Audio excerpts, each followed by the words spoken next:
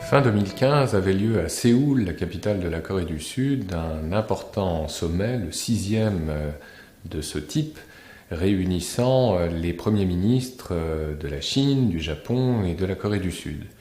On pouvait espérer ainsi donc un rapprochement et voire même une réconciliation entre l'ensemble de ces États. En réalité, c'est très certainement une initiative assez artificielle, pour ne pas dire superficielle. Subsistent en réalité des contentieux très très importants, notamment entre la Chine et le Japon. Disons très vite en quelques mots quels sont ces contentieux. Contentieux de nature insulaire, avec une dispute territoriale autour des îles Diaoyu, qui constitue un intérêt stratégique pour les deux États, et surtout, je dirais d'une manière beaucoup plus profonde, contentieux de mémoire. Ce contentieux mémoriel tourne essentiellement autour d'une période essentielle autour de laquelle se sont cristallisées les passions à la fois japonaises mais aussi chinoises et coréennes, rappelons-le, celle de la Seconde Guerre mondiale et du comportement odieux de la soldatesque japonaise lors des massacres de Nankin en particulier en 1937.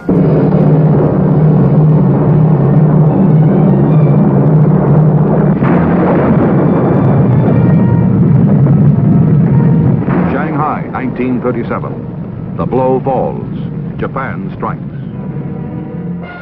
Pour toutes ces raisons, la Chine entretient de fait une relation aujourd'hui encore très conflictuelle d'un point de vue de l'expression même de ses opinions vis-à-vis du Japon voisin. Ce qui aggrave, je dirais, l'état de ces relations avec Tokyo, c'est aussi la radicalité affichée par le Premier ministre japonais Shinzo Abe, qui en 2015 a modifié l'article 9 de la Constitution japonaise, permettant ainsi aux forces dites d'autodéfense japonaises de prendre une plus large autonomie et pourquoi pas même de devenir véritablement une puissance militaire à part entière, ce que la Constitution japonaise, créée au lendemain de la Seconde Guerre mondiale, théoriquement ne lui permet pas.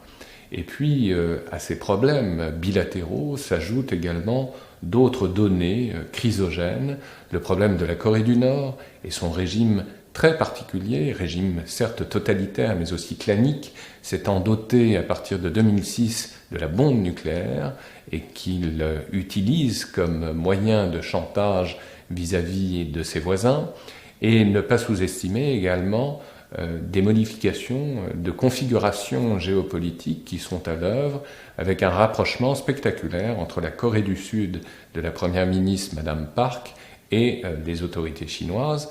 Bref, la Chine entretient des relations certes avec l'ensemble de ses États, mais en même temps, elle entretient une relation avec une région qui est extrêmement chrysogène, qui est traversée par des tensions très nombreuses et qui constitue finalement l'une des régions les plus instables du globe.